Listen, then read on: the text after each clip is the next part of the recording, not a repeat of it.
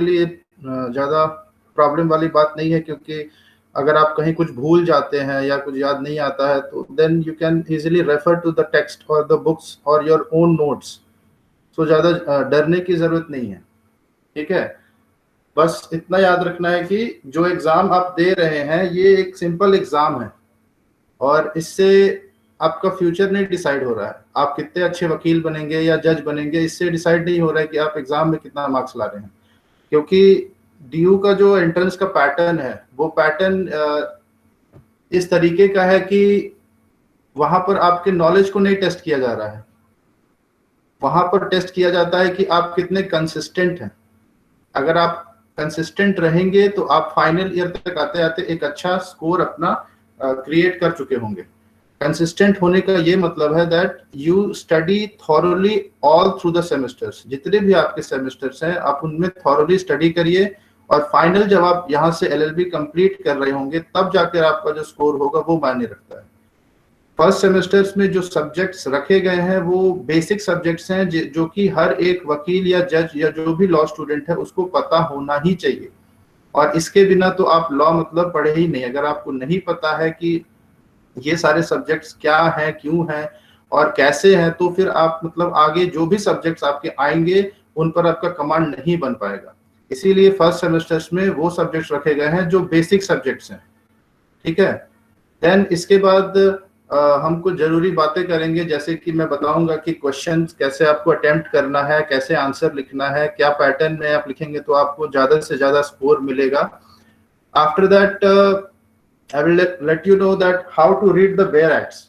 Bear act जो आप पढ़ेंगे वो बेयर एक्ट आप किस तरीके से पढ़ेंगे, क्योंकि बेयर एक्ट में आपको सारे प्रोविजंस नहीं पढ़ने हैं। आपके सिलेबस में जो प्रोविजंस दिए हुए हैं बस वही पढ़ना है, और वो वही प्रोविजंस हैं जो कि आपका आधार बनाएंगे।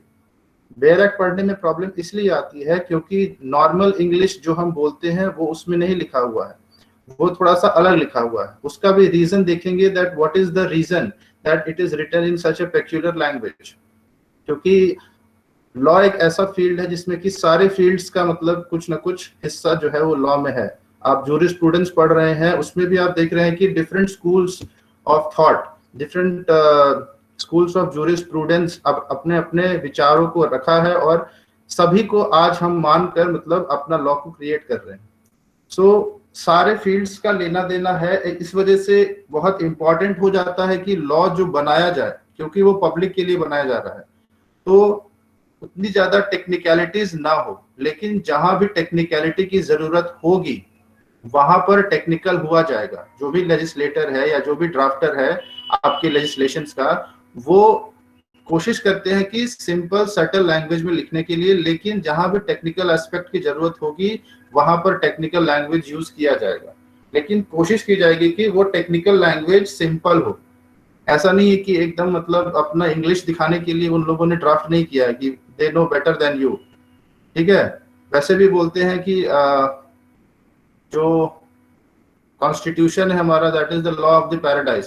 क्योंकि जो भी लॉयर्स लिखते हैं वो मतलब अपना एक क्लास दिखाने के लिए इस लैंग्वेज में लिखते हैं कि मतलब सामने वाला जो है उस अगर वो लॉ नहीं पढ़ा है तो उसको समझ ना आए। मेरी आवाज धीमी आ रही है, एक मिनट। अब क्लियर है मेरी आवाज? अब ठीक आ रही है? ओके, सो अगर आपको कोई प्रॉब्लम हो रही है तो उसके लिए सॉरी, बट क्या है कि नेटवर्क इश्यूज भी हो सकते हैं, but as I am recording it तो you can see it later on also, so उससे कोई दिक्कत नहीं होगी आपको। अब हम एक्चुअली स्टार्ट करते हैं कि जो आपके बेयर एक्ट प्रोविजंस हैं उनको कैसे पढ़ना है। तो उसके लिए I would like you to refer to your bare acts. मैं आपके सामने बेयर एक्ट खोलता हूँ। इससे पहले मैं अपने स्क्रीन को आपको प्रेजेंट करता हूँ। So when my screen is visible, just let me know whether it is visible or not.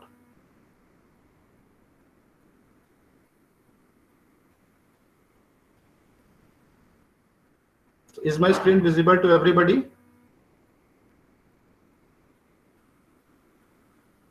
Okay. So IPC का हम बेयर एक्ट खोलते हैं। ये देखिए आपके स्क्रीन के सामने आईपीसी का ये बेयर एक्ट है। इस बेयर एक्ट में आपको बहुत सारी सेक्शंस के मतलब ये कंटेंट से कि आईपीसी जो है वो क्या क्या चीज कंटेन करता है, ठीक है। अब इसमें एक चैप्टर्स दिए हुए हैं और कहीं कहीं पर चैप्टर्स नहीं भी दिए हुए हैं। तो बेसिक अगर बात करें कि आईपीसी जो हमारा ये है, ये देखिए, so this is the basic format of any bare act. जितने भी बेयर एक्ट्स आप देखेंगे, this is the basic format of all the bare acts, जहां पे कि आपको स्टार्टिंग में साइटेशन दिखेगा, फिर उसके टेबल ऑफ कंटेंट्स होते हैं या फिर प्रोविजंस दिए हुए होंगे, then coat of arms. Coat of arms क्या होता है कि उस कंट्री का जो एम्बलम होता है, जैसे हमारे कंट्री में अशोक चक्र जो है उसका एम्बलम है, तो that emblem will be shown there. और उस एम्बलम के बाद फिर long title, enacting words, short title, commencement provisions आएगा, सेक्शन नोट्स आएंगे, सेक्शंस आएगा, सब सेक्शंस होंगे, पैराग्राफ्स होंगे, इंटरप्रिटेशन प्रोविजंस होंगे और शेड्यूल होंगे। सो इतनी सारी चीजें जो है एक बेयर एक्ट में कंटेन करता है। इन बेयर एक्ट्स में हमारे लिए जो सबसे ज्यादा इंपॉर्टेंस रखता है वो है सेक्शन नोट्स एंड सेक्शंस। उसी सेक्शन के अंदर में सब सेक्शंस बनाए जाते हैं। सेक्शंस जो है वो बेयर प्रोविजंस होते हैं जिन पर की लॉज मतलब जिन पर की कोर्ट जो है वो डिस्कशन करता है कि क्या ये पर्टिकुलर केस में सूटेबल है कि नहीं है, ठीक है। सब सेक्शंस पैराग्राफ्स में इसीलिए डिफरेंशिएट किया जाता है ताकि उनमें जो भी डिफरेंसेस हैं, सेक्शन के अंदर में सब सेक्शन डालने का ये मतलब है कि जो भी थोड़ा बहुत डिफरेंसेस होगा, हेडिंग जो होता है that is the section note, ठीक है। तो हेडिंग के अंडर में जो सेक्शंस होते हैं, अब सेक्शन में सिर्फ एक चीज नहीं होती है, बहुत सारी चीजें हो सकती हैं। सो ये बहुत सारी चीजों में डिफरेंशिएट करने के लिए कि ये सब सेक्शन है और उसके अंदर में पैराग्राफ्स फिर होंगे, डिफरेंशिएट करने के लिए दिए जाते हैं। तो ये हमारा बेसिक फॉर्मेट है जो कि किसी भी बेयर एक्ट में फॉलो किया जाता है, और इस फॉर्मेट के आधार पर ही हमारे जितने भी बेयर एक्ट्स बनाए जाते हैं वो इसी फॉर्मेट के आधार पर बनाए जाते हैं। देखिए हमारा ये जो है इसमें चैप्टर्स दिए हुए हैं। अब ये तो जो सिर्फ बेयर एक्ट है, लेकिन ये बेयर एक्ट जब नेशनल गैजेट यानी इंडियन गैजेट में पब्लिश हुआ होगा तब सिर्फ यही नहीं होगा, इससे पहले थोड़ा सा इंट्रोडक्शन भी दिया जाता है, ठीक है, जिसमें कि एम्बलम वगैरह जो होता है वो होता है। बेयर एक्ट की बात करें तो बेयर एक्ट में लैंग्वेज इस तरीके का यूज किया जाता है कि लैंग्वेज से एक क्लियर मीनिंग निकल कर आए, एम्बिग्विटी ना आए, ठीक है। एम्बिग्विटी जहां भी आ जाएगी वहां पर वो फिर कंट्रोवर्शियल हो जाएगा और समटाइम्स इवन द जजेस दे फेस डिफिकल्टी। क्यों? क्योंकि इंडिया में सेपरेशन ऑफ पावर है। सेपरेशन ऑफ पावर ये बोलता है that whenever anything related to interpretation that will be done by the judiciary, लेकिन जो लॉ बनाएगा वो लेजिस्लेटर बनाएगा। सो सबका काम डिवाइडेड है, कोई किसी के काम में इंटरफेयर नहीं कर सकता है, लेकिन कोऑर्डिनेशन होना चाहिए, कोऑपरेशन होना चाहिए। कोऑपरेशन करेंगे तभी सेपरेशन ऑफ पावर जो है वो डेमोक्रेसी को सपोर्ट कर पाएगा। सो जो भी जुडिशरी इंटरप्रिटेशन देती है वो उसका एक दायरा है। Sometimes you might have seen judiciary saying that I know that who is the culprit but I am bound by the law, ठीक है। तो वहां पे क्यों बाउंड बाय द लॉ हो जाता है? क्योंकि the burden of proof is on a particular party। अब जब तक वो प्रूव नहीं करेगा या फिर accused जो है जब तक उसके अगेंस्ट कुछ प्रूव नहीं किया जाएगा तब तक वो चीज जो है वो प्रूव नहीं होगी, और वो प्रूव करना प्रोसिक्यूटर का काम होता है क्रिमिनल केसेस में। सो प्रोसिक्यूटर कोशिश करता है कि मैं अच्छे से अपने आर्गुमेंट्स को रखकर, एविडेंसेस को सपोर्ट करके अपने आर्गुमेंट्स को रखूं। बट होता क्या है कि एविडेंसेस ना होने की वजह से जो भी आर्गुमेंट्स वो रखता है वो आर्गुमेंट्स उसके मतलब एविडेंस के साथ कोरोबोरेट नहीं हो पाते हैं और वहां पर डाउट क्रिएट हो जाता है मन में। पेनल प्रोविजंस में यानी कि जितने भी क्रिमिनल लॉज के एक्ट्स हैं उनमें the prosecution must prove beyond reasonable doubt. Reasonable doubt का मतलब ये होता है कि वहां पर एक भी डाउट नहीं होना चाहिए। एक्यूज्ड का सिर्फ ये काम होता है क्रिमिनल केसेस में कि he just create a doubt. अगर उसने डाउट क्रिएट करने में सफलता हासिल कर ली, if he has created even a single doubt in the minds of judiciary, तो फिर वो बच जाता है। क्योंकि हम लोग का जो जुडिशियल सिस्टम है वो इंक्विजिटिव नहीं, मतलब वो इंक्विजिटिव नहीं है। उसमें जो जजेस हैं वो इन्वॉल्व नहीं होते हैं आर्ग्यूमेंट्स में, जज जो है वो नहीं पूछता है किसी एक्यूज से कि अच्छा ये बताओ ये कैसे हुआ, ये बताओ ये कैसे हुआ, नहीं, ये सारा काम जो है ये आर्ग्यूमेंट्स जो है वो वकील करता है, ठीक है। लेकिन दूसरा भी एक सिस्टम होता है जिसमें कि जज जो है वो एक्टिवली पार्टिसिपेट करता है, ठीक है।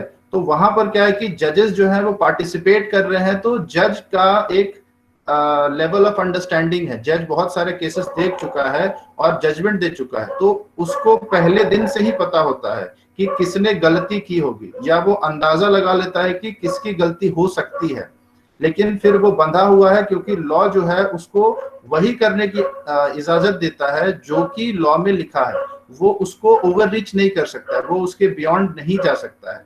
दैट इज वाई द जजेस even they are helpless at some times. लेकिन साथ ही साथ एक लीगल मैक्सिम है, इन डूबियो प्रो रियो, this is the legal maxim, and this legal maxim means that whenever in doubt the accused will get the benefit of it. तो एक भी डाउट अगर क्रिएट हो जाता है क्रिमिनल लॉ में तो अक्यूज को उसका फायदा मिलता है। जैसे बहुत सारी कहानियां आर्ग्यूमेंट्स के थ्रू समझाई जाती हैं कोर्ट में, और उन कहानियों में एक लिंक पकड़ा जाता है, there is a link to be established. अगर वो लिंक एस्टैब्लिश नहीं हो पाती है then in that case the जजेस they can not give the judgment, क्योंकि कोर्ट का जो ये रूल होता है एक लीगल मैक्सिम पर बेस्ड है कि हजारों मुजरिम छूट जाएं लेकिन एक भी बेगुनाह को सजा नहीं मिलनी चाहिए। इस मैक्सिम पर कोर्ट जो है वो काम करता है, तो इसीलिए वो इतना मतलब कि एहतियात बरतता है कि जो भी वो डिसीजन दे रहा है उससे किसी भी बेगुनाह को सजा न मिल जाए, भले हजारों गुनहगार छूट जाएं लेकिन एक भी बेगुनाह को सजा नहीं मिलनी चाहिए। अब बेयर एक्ट की अगर बात करें तो सबसे ज्यादा मजेदार टॉपिक जो आता है आईपीसी में, that is culpable homicide and murder. तो कल्पेबल होमिसाइड एंड मर्डर का अगर हम लोग प्रोविजन देखें तो मैं आपको वहां ले चलता हूं। कल्पेबल होमिसाइड एंड मर्डर का अगर हम प्रोविजन देखेंगे वहां मैं आपको ले चलता हूं।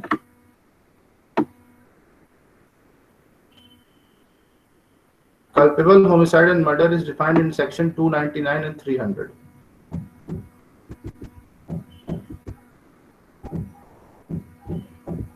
Here, so this is culpable homicide.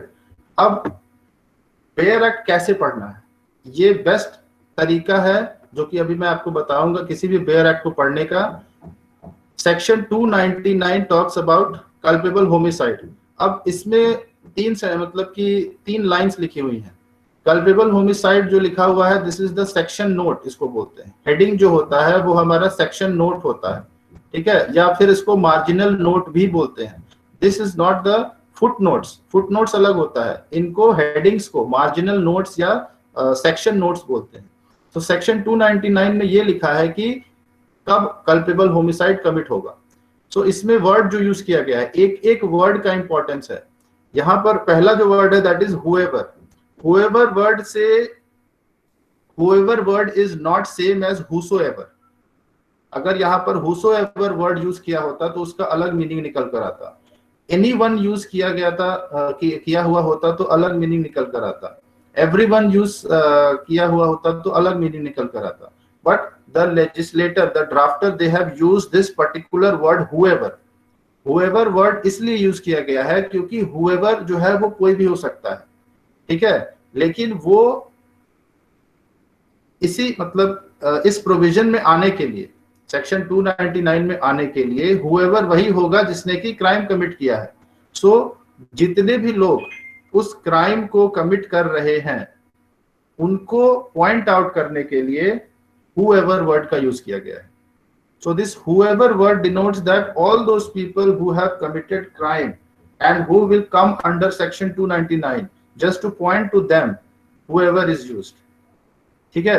और whoever में everyone नहीं आएगा, whoever में सिर्फ वही आएगा जो कि उस क्राइम को कमिट किया है। और इसीलिए अब क्राइम को कमिट करने वाले तो बहुत सारे लोग हैं, तो उन सारे लोगों में जितने भी लोग होंगे वो इस सेक्शन में आ जाएंगे। That is the why we have used the word whoever here. So it says whoever causes death. Now death is the word which is defined in IPC itself. Death को define किया गया है IPC में ही। उसके बाद death जैसे ही बोलता है तो death has got certain characteristics. Death is not something which is caused of any animal. Death यहाँ पर बात कर रहा है कि डेथ एक ह्यूमन बीइंग का ही होना चाहिए, किसी और का नहीं होना चाहिए, क्योंकि culpable homicide is a section which talks about human death. ठीक है, कोई भी क्राइम होता है उसके 4 एलिमेंट्स होते हैं। The first element is that there should be a human being, एक ह्यूमन बीइंग होना चाहिए जो कि क्राइम कमिट कर रहा है, और जिसका कमिट कर रहा है वो भी ह्यूमन बीइंग होना चाहिए, then only it will be considered under culpable homicide. Second element जो होता है दैट देयर शुड बी एक्टस रियस, जिसको कि हम लोग बोलते हैं कि गिल्टी एक्ट। आपने लीगल मैक्सिम अगर पढ़ा होगा क्लास में कि एक्टस नॉन फेसिट रियम निसी मेन सिट रिया, this is the legal phrase, complete legal phrase, जिसका कि मतलब होता है it is not only the guilty act, rather guilty mind also should be there for a person to be culpable. So दोनों होना चाहिए। ठीक है, whoever causes death, अगर किसी के मिस्टेक से कोई डेथ हो जाता है तो वो फिर कल्पेबल होमिसाइड नहीं होगा, वो होमिसाइड हो सकता है लेकिन वो कल्पेबल होमिसाइड नहीं होगा। होमिसाइड मतलब वध होता है, और कल्पेबल होमिसाइड का हिंदी ट्रांसलेशन है आपराधिक मानव वध। तो होमिसाइड वो हो सकता है, लेकिन हो सकता है कि किसी मिस्टेक में, या हो सकता है कि किसी को डेथ पनिशमेंट दिया गया है, दैट इज ऑल्सो होमिसाइड, लेकिन वो कल्पेबल नहीं है, वो आपराधिक नहीं है, वो एक प्रोसीजर एस्टैब्लिश्ड बाय लॉ, जो कि हमारा आर्टिकल 21 बोलता है that right to life and personal liberties, वो प्रोसीजर एस्टैब्लिश्ड बाय लॉ के तहत ही मिलना चाहिए। ठीक है, उसके बाद कल्पेबल होमिसाइड में बताता है whoever causes death by doing an act. Act word is also defined under section 33. Section 33 of the IPC defines act. An act in IPC is not only the commission of any act, rather if you are omitting, if you are prohibiting yourself to commit that act, जिसकी वजह से death हो जाता है। जैसे कि आपके case material में एक केस है Om Prakash versus union of India, जिसमें कि हस्बैंड वाइफ होता है, हस्बैंड जो है अपनी वाइफ को खाना नहीं देता है, और खाना नहीं देने की वजह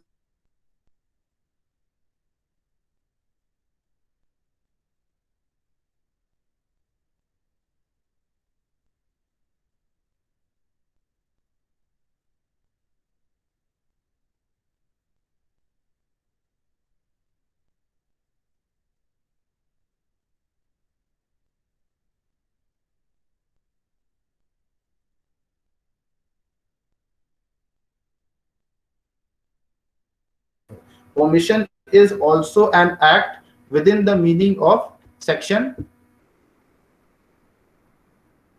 मेरी आवाज नहीं आ रही है क्या?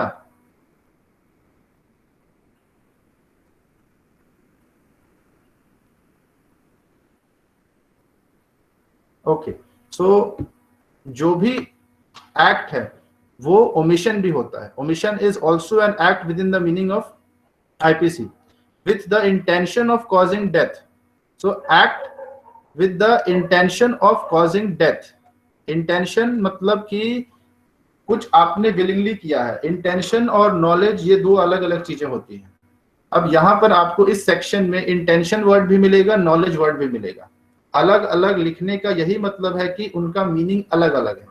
सो इंटेंशन एक अलग चीज है, नॉलेज एक अलग चीज है। सो इंटेंशन ऑफ कॉजिंग डेथ, ये पहला मतलब कि एक तरीके से पहला पार्ट हो गया कल्पेबल होमिसाइड का। यानी कल्पेबल होमिसाइड में टोटल 3 पार्ट्स हैं। पहला पार्ट बताता है कि इंटेंशन ऑफ कॉजिंग डेथ, अगर इंटेंशन ऑफ कॉजिंग डेथ किया गया है तो वो कल्पेबल होमिसाइड है। दूसरा जो पार्ट है that talks about the intention of causing such bodily injury as is likely to cause death. ये जो वर्ड यहां यूज किया गया है such bodily injury, in section 300 there is a provision thirdly जो है सेक्शन 300 का, वहां पर सच बॉडीली इंजरी का यूज नहीं किया गया है, वहां पर सिर्फ बॉडीली इंजरी का यूज किया गया है। सो इंपॉर्टेंस देख रहे हैं कि सच का इंपॉर्टेंस कितना ज्यादा है। सच बॉडीली इंजरी मतलब वो होता है कि जो बॉडीली इंजरी आप उस पर लाना चाहते थे, जो इंटेंशन था आपका वही आपने किया, वहीं पर उसको बॉडीली इंजरी दिया, that is why the use of the word such has been given. लेकिन अगर आप वो बॉडीली इंजरी नहीं लाना चाहते थे, कोई दूसरा मतलब कि आप कुछ दूसरा बॉडीली इंजरी लाना चाहते थे लेकिन एक्सीडेंटली कुछ दूसरा बॉडीली इंजरी आ गया, तो वहां पर सच वर्ड का यूज नहीं होगा। इसीलिए जो हमारा सेक्शन 300 का थर्डली है, ये देखिए सेक्शन 300 के थर्डली में बिफोर बॉडीली इंजरी, ये देखिए बॉडीली इंजरी से पहले सच वर्ड का नहीं यूज किया गया है, क्योंकि यहाँ पर आप कहां पर इंटेंशन था आपका बॉडीली इंजरी लाने का, उससे मतलब नहीं था। यहाँ पर मतलब इससे था कि बॉडीली इंजरी बस आपने कर दिया है, तो वो सेक्शन 300 के थर्डली में आ जाएगा। लेकिन such word is very important. So देख रहे हैं कि क्या इंपॉर्टेंस है, एक छोटे से छोटे वर्ड का भी कितना ज्यादा इंपॉर्टेंस है। ये जो लाइकली वर्ड देख रहे हैं, body is likely to cause death, ये लाइकली वर्ड का मतलब होता है कि there is a possibility that this bodily injury has cause death. तो ये पॉसिबिलिटी होती है। 299 और 300 में हम लोग पॉसिबिलिटी से प्रोबेबिलिटी की तरफ जाते हैं, and finally certainty. So possibility is suppose 50%, probability is 70%, and certainty is 100%। 100% तो नहीं होगा, 99%। so इससे हम लोग मूव करते हैं, पॉसिबिलिटी से मूव करते हुए हम लोग जाते हैं सर्टेनिटी की तरफ। सेक्शन 299 एंड सेक्शन 300 इसीलिए साथ में पढ़े जाते हैं, क्योंकि जब तक कोई भी केस सेक्शन 299 में नहीं आ जाएगा तब तक उसको 300 में नहीं ला सकते हैं। डायरेक्टली कोई भी जजमेंट 300 पर नहीं सुनाया जाता है। First, whatever are the evidences and the arguments, they are judged on the grounds of section 299। section 299 में 3 grounds हैं, either there is intention of causing death, or there is intention of causing such bodily injury as is likely to cause death, and the third one is with the knowledge that he is likely by such act to cause death। ये 3 elements हैं जो कि culpable homicide में है section 299 में। Knowledge और intention में difference जानना बहुत जरूरी है। नॉलेज और इंटेंशन हो गया, उसके बाद इंटेंशन और मोटिव हो गया। तो इंटेंशन और नॉलेज में डिफरेंस ये होता है कि इंटेंशन जब होता है उसका 2 एलिमेंट्स होता है, ठीक है।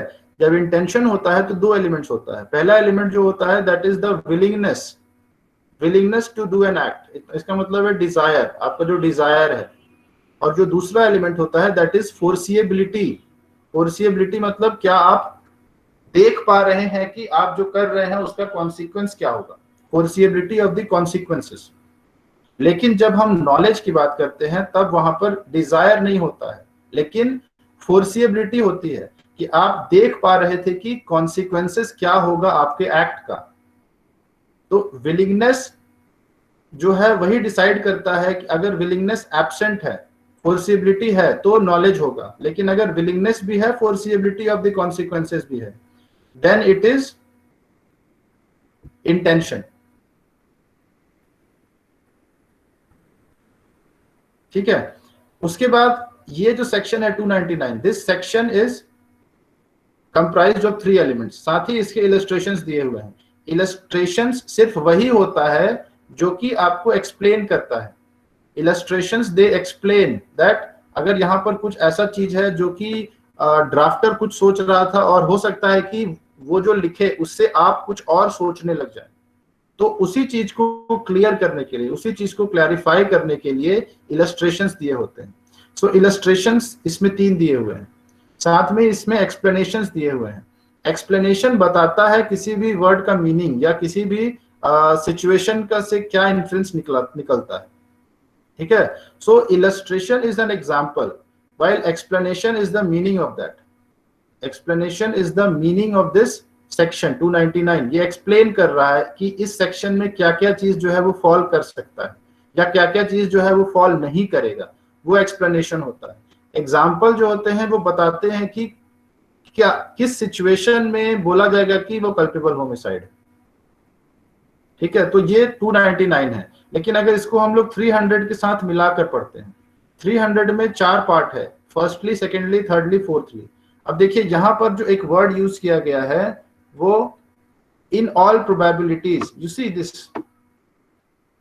यहां पर इन ऑल प्रोबेबिलिटी यूज किया गया है। इन ऑल प्रोबेबिलिटी का मतलब है कि सर्टेनिटी। सो इस तरीके से हम लोग पॉसिबिलिटी से सर्टेनिटी की तरफ मूव कर रहे हैं। So this is the difference between 299 and 300। लेकिन हमारा मोटिव क्या है कि एक बेयर एक्ट को कैसे पढ़ें, उससे हमारा मतलब है। अगर बेयर एक्ट में कुछ वर्ड्स दिए हुए हैं तो लेजिस्लेटर जो है वो जो भी लॉज बनाता है वो चाहता है कि ज्यादा से ज्यादा लोग उसको समझ सके, जिनके लिए वो लॉज बनाए गए हैं वो उनको समझ सके। सो इसीलिए एक वर्ड को अगर कहीं यूज किया गया है तो या तो वो डिफाइन कर दिया जाता है, और अगर वो डिफाइन नहीं किया गया है तो फिर उस वर्ड का उस एक्ट में जब तक कि अलग से बताया ना जाए कि कुछ और मीनिंग होगा, तब तक सेम मीनिंग रहता है all through out the act. जो भी एक्ट होता है उसमें, जैसे बॉडीली इंजरी या इंटेंशन, इंटेंशन का, नॉलेज का, जहां भी आप देखेंगे आईपीसी के सारे प्रोविजंस में इंटेंशन और नॉलेज जहां भी यूज किया गया है वहां पर सेम मीनिंग है, कुछ अलग मीनिंग नहीं है। ठीक है। सो हार्म हो गया, इंजरी हो गया, ये सारी चीज, इंजरी तो डिफाइंड है, हार्म हो गया, सो हार्म का वही मीनिंग होगा जो कि सारे प्रोविजंस में सेम मीनिंग होता है। तो उसके बाद ये जो है, ये बेयर एक्ट को इस तरीके से पढ़ना है कि आपको पहले, कोई भी बेयर एक्ट में 4 पार्ट्स, कोई भी प्रोविजन में 4 पार्ट्स होते हैं। द फर्स्ट पार्ट, द हाँ हेमंत, आपको कुछ बोलना है?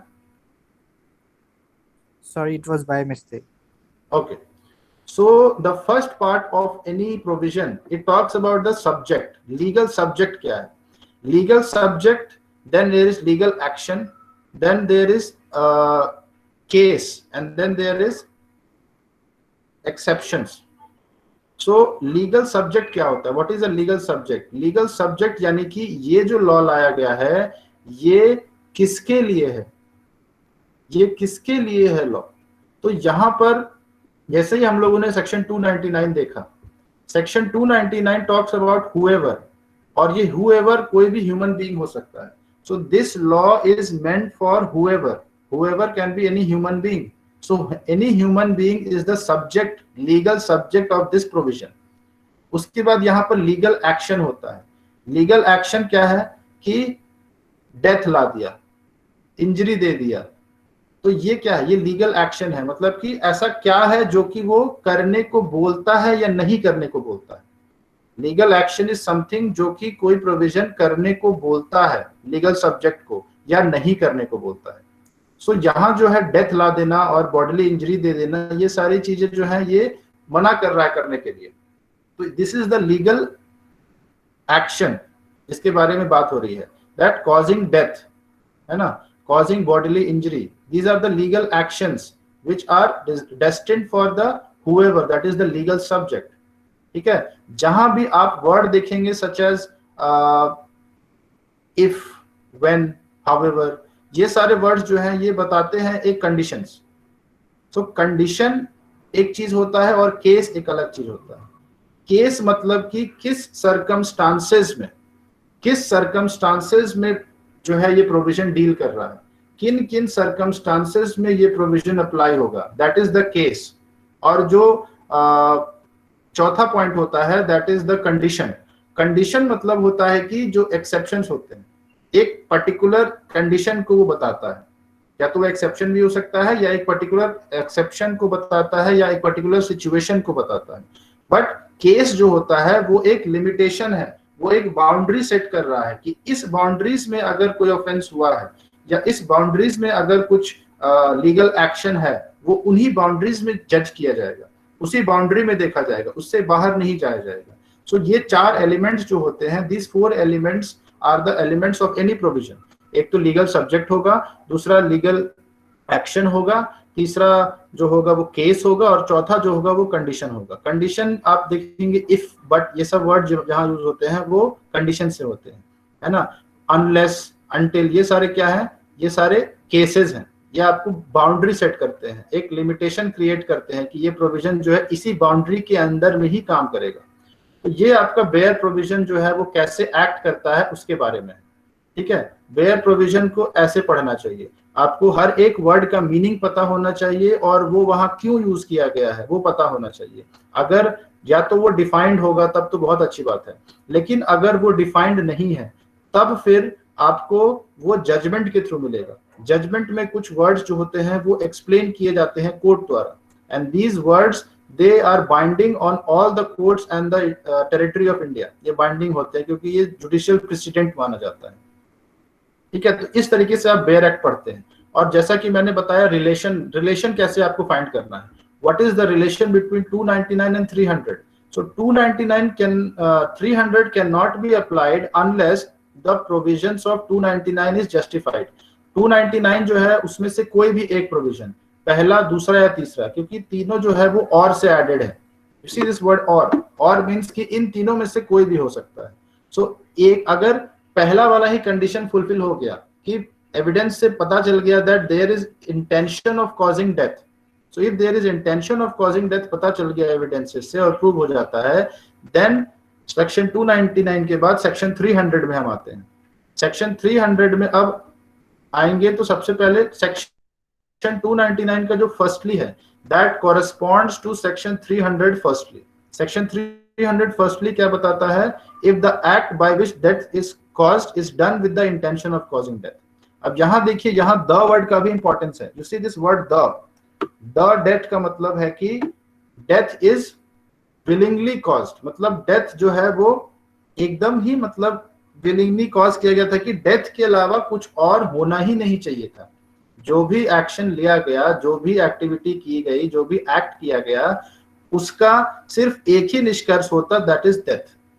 सो द डेथ भी इंपॉर्टेंट है. द वर्ड का यूज देखिए, इससे पहले सेक्शन 299 में डेथ के आगे कहीं भी द नहीं लगा है. ये देखिए कॉजेज डेथ बस लिखा है. यहाँ भी देखिए कॉजेज डेथ, यहाँ भी देखिए causes death. But in section 300 the death लिखा है. द डेथ का मतलब है कि वो डेथ ही था जो कि होगा इस सिचुएशन में, दूसरा और कुछ हो ही नहीं सकता था.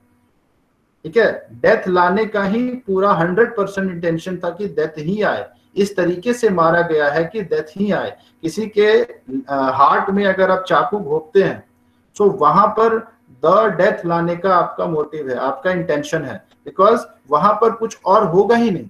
अगर आप ये उम्मीद कर रहे हैं कि आप किसी के हार्ट में चाकू घोपेंगे और चाकू इंसर्ट करने के बाद फिर कुछ और हो जाएगा, या फिर कोई सिंपल बॉडीली इंजरी है वैसा हो जाए, तो वो पॉसिबल नहीं है, क्योंकि heart is a vital organ.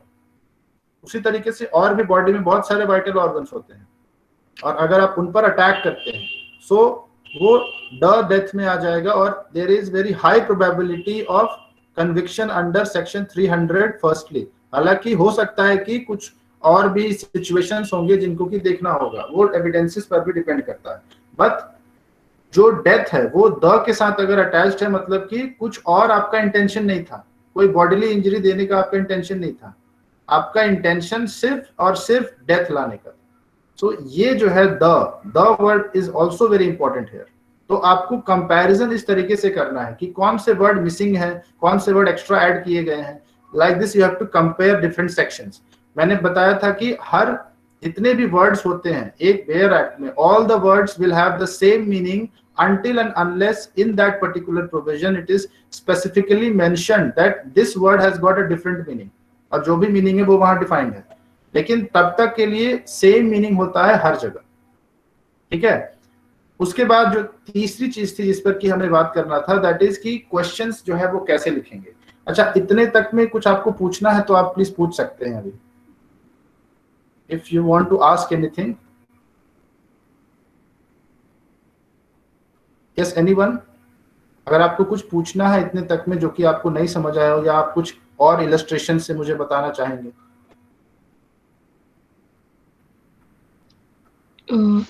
You said कि if there is word whoever and whosoever there is a different meaning. Can you say कि अगर वहाँ पे whosoever होता तो उसका मतलब क्या होता? whosoever का मतलब होता है that वहाँ पर generalize हो जाता. That would be something which is generalized.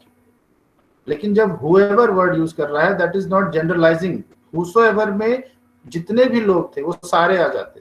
लेकिन when we use the word whoever का मतलब है कि it is specified, it is restricted to the persons who have committed the act. तो सिर्फ उन्हीं के लिए. Okay, thank you. ठीक है. और किसी को कुछ पूछना है?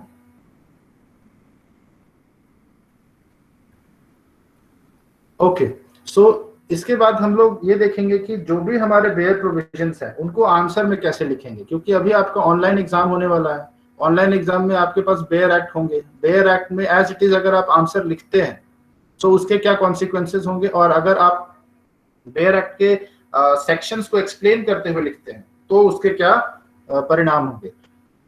कोई भी एग्जामिनर जो है वो बहुत पढ़ा लिखा है यहाँ डीयू में, उसको बेयर एक्ट जो है वो मुंह ज़बानी याद है।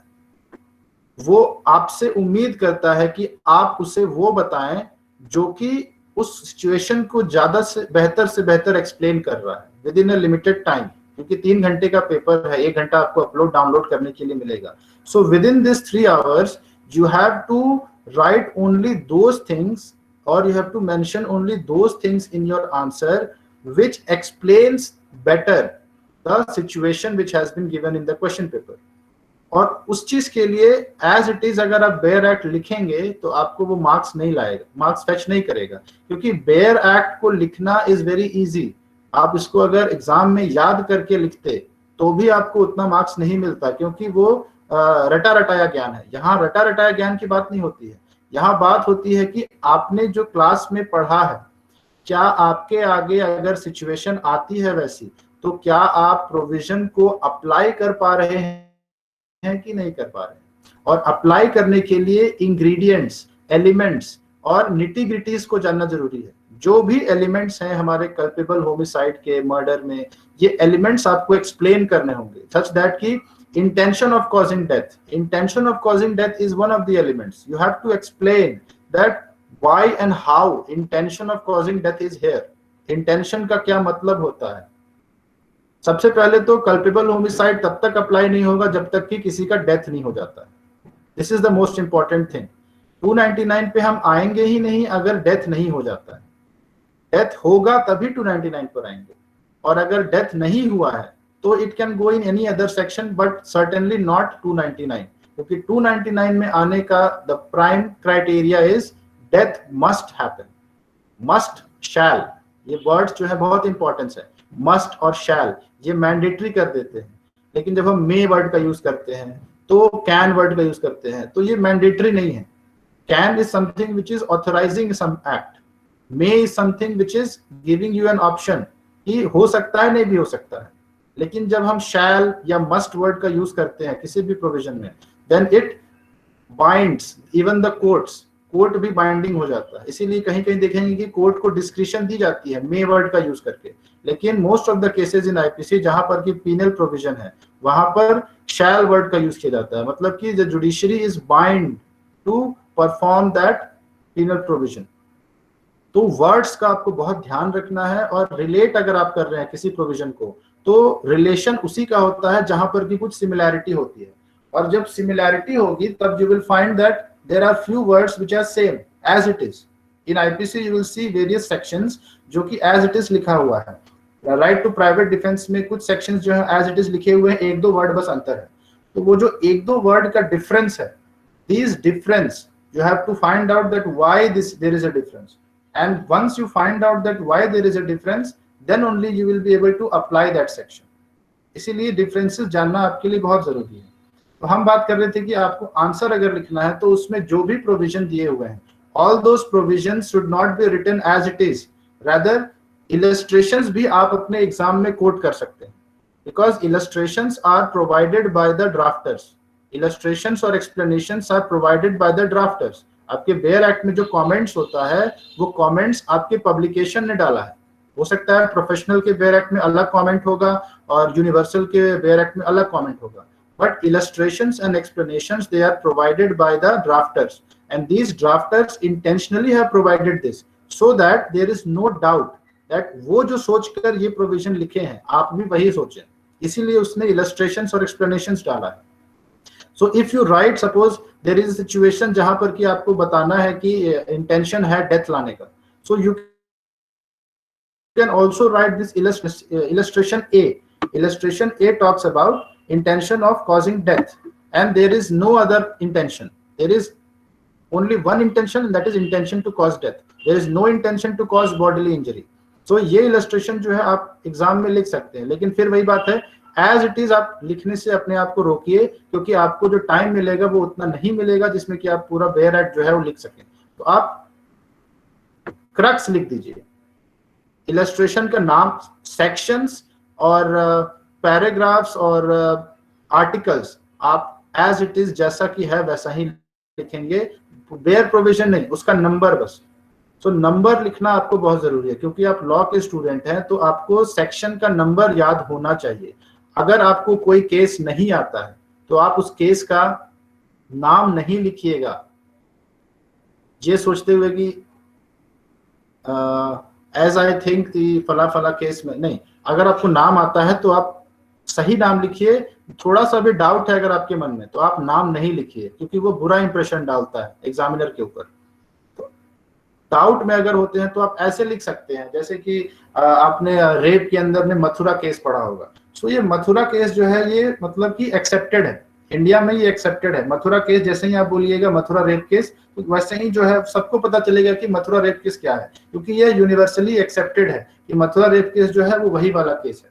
तो वहां पर नाम से आप लिख सकते हैं, लेकिन अगर आपको पूरा नाम याद है, Tukaram versus state of Maharashtra, तो आप पूरा नाम लिखिए, ठीक है। सो ये जो प्रोविजंस हैं इनके साथ आपको सपोर्ट करना होता है विथ आपके जो भी केसेस हैं। केसेस सपोर्ट करने का मतलब ये नहीं है कि आप केस का सिर्फ नाम लिख दीजिएगा। केस का नाम लिखने के साथ साथ उनका फैक्ट लिखने की कोई जरूरत नहीं है। You should not right the fact, that will kill your time. Fact लिखने से बचिए। लिखना क्या है, जो जजमेंट आया था या कोई ऐसा स्टेटमेंट जो कि किसी जज ने बोला था उस केस को एनालाइज करते समय, which is very good statement, वो स्टेटमेंट आप लिखिए। आपका मोटिव ये होना चाहिए कि आप जो अपने सिचुएशन में, आपको जो एग्जाम में सिचुएशन दी हुई है क्वेश्चन पेपर में, उस सिचुएशन में जो बेस्ट सेंटेंसेस यूज किए गए हैं जुडिशरी द्वारा, यू शुड इंक्लूड दो सेंटेंसेस। और वो सेंटेंसेस तो भाई के साथ इतना मारूंगी कि फिर देख, और तेरी साइकिल तो मैं मंगवा दूंगी। जॉब ले जा, चाची ने कही तो वहीं लेके जा, लेके जा। सो जो भी ये प्रोविजन है, जो भी बेयर एक्ट है, उसको सपोर्ट करना होता है with the relevant case laws. Relevant case laws मतलब कि उस केस को सपोर्ट करने के लिए आप उस जजमेंट जो भी आपका क्वेश्चन पेपर आएगा ना, वो 90% जो है वो एज इट इज फैक्ट्स उठाकर आपको दे देगा, बस नाम चेंज कर देगा। जो भी केसेस आपने पढ़ रखा है उसमें वो 90% आपका सेम केस रहेगा, एंड दिस सेम केसेस बस नाम बदलकर आपको दे देगा। तो आपको जैसे ही क्वेश्चन पेपर मिलेगा तो first thing you have to do is find out that this question is related to which case. ये आपका पहला काम होगा। दूसरा काम होगा कि उस केस में कौन कौन से सेक्शंस को डिस्कस किया गया है, वो चीज होगा जानना, ठीक है। उसके बाद जब आप सेक्शंस जान जाएंगे तब आपको देखना होगा कि उस केस में कौन कौन सी चीजें बोली गई थी और किस किस टॉपिक पर डिस्कशन हुआ था, वो चीज अपने आंसर में इंक्लूड करना। एक मॉडल आंसर की अगर मैं बात करूं, so model answer constitutes a series of statements. मतलब कि एक पैराग्राफ होता है, लेकिन पैराग्राफ जो होता है that is the central part. सबसे पहले तो आपको फैक्ट लिखना है। If you are able to express the fact in diagrammatical form, आप अगर डायग्राम बनाकर फैक्ट को एक्सप्लेन कर रहे हैं सच दैट कि आपने फ्लो चार्ट बना दिया, तो ये आपका टाइम बचाएगा। और दूसरा चीज की एग्जामिनर को ज्यादा पढ़ने की भी जरूरत नहीं पड़ेगी, उसे देख कर ही समझ आ जाएगा कि आपको फैक्ट समझ आ गया है, ठीक है। आप डायग्राम फ्लो चार्ट्स बना दीजिए, ठीक है। फैक्ट मतलब कि उस पर्टिकुलर केस का जो आपके सामने है, जो सिचुएशन दी गई है, उसका जो फैक्ट्स है उसको क्लियरली लिख दीजिए, ठीक है। Then the second step is write the legal maxim and the sections relevant for this particular case। जो भी लीगल मैक्सिम्स आप जानते हैं जो कि इस पर्टिकुलर केस में अप्लाई होता है, जैसे कि 299 और 300 में लीगल मैक्सिम जो भी मैंने आपको बताया था, actus non facit reum nisi mensit rea, this is a legal maxim. इसको आप अपने आंसर में इंक्लूड कर सकते हैं। इसको इंक्लूड कहाँ करिएगा, फैक्ट के जस्ट बाद, यानी कि फैक्ट के जस्ट बाद आपको लिखना है लीगल मैक्सिम जो कि आपके क्वेश्चन से रिलेटेड है, या फिर कोई सेक्शन जो कि आपके क्वेश्चन से रिलेटेड है जिस पर कि आप डिस्कशन करने वाले हैं, वो सेक्शन का नंबर लिख दीजिए बस, ठीक है। उसके बाद कौन से एक्ट का है वो भी लिख दीजिए। वो सेक्शन आप एक्ट के साथ ही लिखेंगे, सिर्फ सेक्शन नहीं लिखेंगे, ठीक है। ये चीज हो गया सेकेंड। थर्ड में जाकर आप पूरा डिस्कशन स्टार्ट करेंगे। अब डिस्कशन कैसे स्टार्ट करना है, डिस्कशन स्टार्ट करने के लिए आप जो भी प्रोविजन है उस प्रोविजन को एक एक वर्ड को एक्सप्लेन करेंगे जो भी डिस्प्यूट में है, ठीक है। इससे क्या होगा कि आपका एक पैराग्राफ क्रिएट हो जाएगा जिसमें कि उस सेक्शंस के जो भी प्रोविजंस है उनका एक्सप्लेनेशन है, और उन एक्सप्लेनेशन से रिलेटेड अगर कुछ जजमेंट में बोला गया है तो वो आप वहां इंक्लूड कर दीजिएगा, mentioning the name of the case, कि सच एंड सच केस में भी यही बोला गया था। ठीक है, ये हो गया। इससे आपका एक बीच का जो पैराग्राफ है, जो आपका कंटेंट है, वो तैयार हो जाएगा। ठीक, उसके बाद आप जितने भी केसेस जानते हैं इस टॉपिक से related, all the cases should be mentioned. नाम एटलीस्ट आप जरूर लिखिएगा, ठीक है, नाम लिखकर उसको अंडरलाइन जरूर करिएगा। हाइलाइटर का यूज नहीं करिएगा, हाइलाइटर का यूज जो है वो स्ट्रिक्टली प्रोहिबिटेड है। आपका जो ओबीई का जो एग्जाम पोर्टल है ना, ये देखिए, इसमें जो इंस्ट्रक्शन दिए हुए हैं इसमें साफ साफ लिखा है कि हाइलाइटर का यूज नहीं करना है। ठीक है, सो you should carry forward that कि आप वो हाइलाइटर का यूज नहीं करिएगा, आप अंडरलाइन कर दीजिए। आपको इतना टाइम नहीं रहेगा कि आप मतलब अलग अलग पेन से लिख सकें, तो कोशिश करिए कि एक ही पेन से लिखने का, और अंडरलाइन बस कर दीजिए। ठीक है, आपका जो प्रेजेंटेशन होगा ऑनलाइन एग्जाम में, presentation is at the top. अगर प्रेजेंटेशन जो है आपका बहुत अच्छा है तभी आपको बेटर मार्क्स मिलेगा, क्योंकि हर कोई बुक से देखकर ही आंसर लिख रहा है, हर कोई दुक्की से देखकर ही आंसर लिख रहा है, लेकिन अंतर मार्क्स में सिर्फ उसी के आएगा जो कि प्रेजेंट अच्छे से कर रहा है।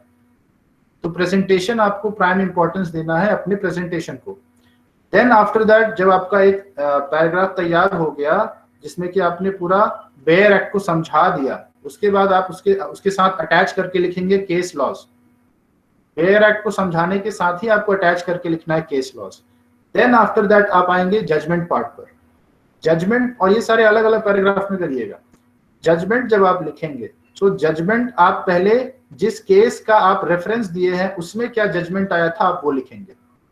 ठीक है, उसके बाद उससे रिलेट करके लिखेंगे कि क्योंकि उसमें इन सिचुएशंस में ये जजमेंट दिया था कोर्ट ने, that is why in this situation since such and such thing has happened, such and such activity has been done, that is why similar situation arises here and that is why this judgment is applicable on this situation। और फिर आप लिखेंगे कि judgement जो है वो क्या होगा आपके, मतलब कि उस कोर्ट के हिसाब से, उस जजमेंट को जो आप लिख रहे हैं उस जजमेंट के हिसाब से इस सिचुएशन में क्या जजमेंट होगा वो आपको लिखना होगा। देन आफ्टर दैट, इतना हो गया, इतना में आपका 4-5 पेज भर जाएगा। ठीक है, अगर आप अच्छे से एक्सप्लेन कर रहे हैं बेयर एक्ट को तो आपका 4-5 पेज इतने में भर जाएगा। देन आफ्टर दैट आप लास्ट पेज में क्या करेंगे कि कंक्लूजन लिखेंगे। Conclusion is something which is your own. आप कंक्लूड करेंगे कि इस सिचुएशन में क्या हुआ, उसमें क्या, क्यों लॉ अप्लाई किया गया, और आप क्या सोचते हैं। अगर कोई जजमेंट जो है वो गलत दिया गया था, मान लीजिए कि आप गप्पू यादव का केस अगर पढ़े होंगे, उसमें जो है वो कटारी, मतलब ये क्या उसको बोलते थे, गंडासा से वो 18 बार मारता है उसके बॉडी पे, लेकिन वहां पे कोर्ट ने उसको मर्डर नहीं बोला है, कोर्ट ने उसको कल्पेबल होमिसाइड में रखा है। तो ये एक जजमेंट जो है वो कि एक्सेप्टेबल नहीं है, तो इसको आप क्रिटिसाइज कर सकते हैं, लेकिन विथ ड्यू रिस्पेक्ट। आपको रेस्पेक्ट देना पड़ेगा जुडिशरी को। So with due respect, you have to criticize and give your reason कि क्या रीजन है जिसकी वजह से आप क्रिटिसाइज कर रहे हैं, and that reason should be very valid reason। अगर आपको कोई वैलिड रीजन नहीं पता है तो आप नहीं लिखेंगे फिर। ठीक है, it is better not to write a wrong answer than to मतलब mention it wrongly। तो आप गलत आंसर नहीं लिखिएगा, आप छोड़ दीजिए, वहीं लिखिए, वो ठीक है, लेकिन गलत नहीं लिखिएगा। गलत लिखने से फिर एग्जामिनर जो है वो बौखला जाता है। आप खुद इमेजिन करिए, जब लैपटॉप पर बैठकर कोई एग्जामिनर कॉपी चेक कर रहा है, 5-5 घंटे वो लैपटॉप पर बैठा है और इतना बारीकी से आपके आंसर को पढ़ रहा है, तो उस सिचुएशन में उसके ऊपर क्या बीत रही है। और वैसे में अगर आप उसके सामने घटिया हैंड राइटिंग में या वैसी चीजें जो कि गलत है, सरासर गलत है, वो आप लिख देंगे तो एग्जामिनर आपकी कॉपी का क्या हाल करेगा।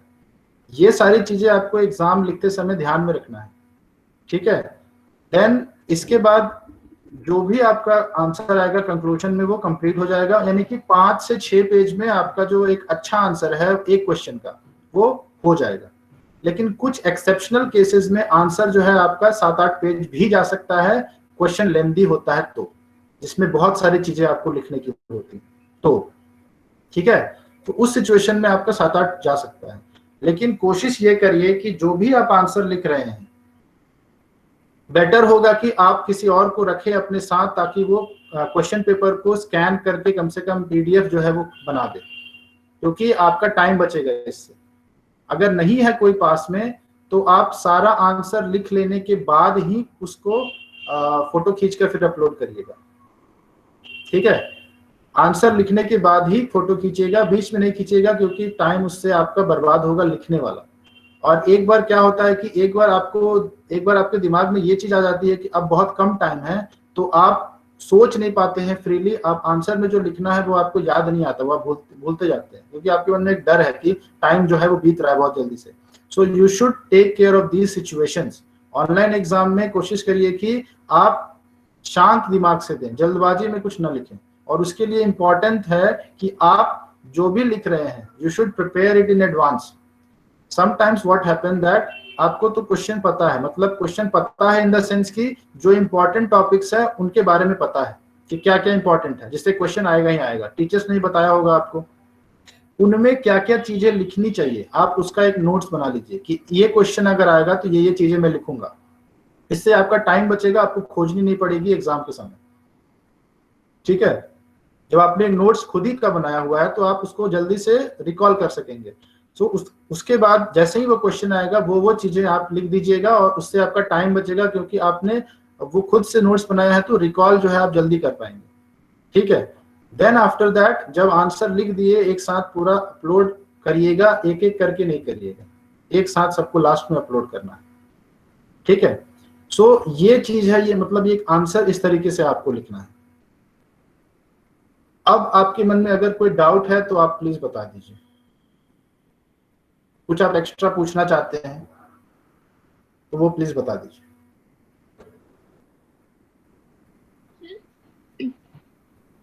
यस ज्योति। हेलो। हाँ ज्योति बोलिए। सर सपोज अगर कोई क्वेश्चन सेक्शन 299 का आता है कल्पेबल होमिसाइड का, तो उसको हाँ जब हम लोग एक्सप्लेन करेंगे आंसर राइटिंग में, तो इलस्ट्रेशन एक्सप्लेनेशन सब कुछ एक्सप्लेन करना है। जैसे क्वेश्चन सिर्फ 299 का है नॉलेज वाले का, तो उसमें हमें इलस्ट्रेशन एक्सप्लेनेशन सब कुछ एक्सप्लेन करना होगा। देखिए 299 का अगर क्वेश्चन है तो आपको 299 पहले तो पूरा एक्सप्लेन करना होगा, पूरा जो सेक्शन है, ठीक है। उसके बाद इलस्ट्रेशन नहीं एक्सप्लेन करना है, इलस्ट्रेशन आपको वही एक्सप्लेन करना है जो कि आपके करंट सिचुएशन में वैलिड है, सिर्फ उसी इलस्ट्रेशन को बताना है, या एक्सप्लेनेशन सिर्फ वही बताना है जो कि आपके करंट सिचुएशन में वैलिड है। लेकिन सेक्शन आपको पूरा बताना होगा, और ज्यादा से ज्यादा चीजें उस पार्ट ऑफ सेक्शन को लिखना होगा जो कि आपके क्वेश्चन से रिलेटेड है। समझाएंगे तो आप पूरा 299, लेकिन फोकस आपका होगा सिर्फ वो पार्ट ऑफ 299 जिसपे कि आपका क्वेश्चन बेस्ड है।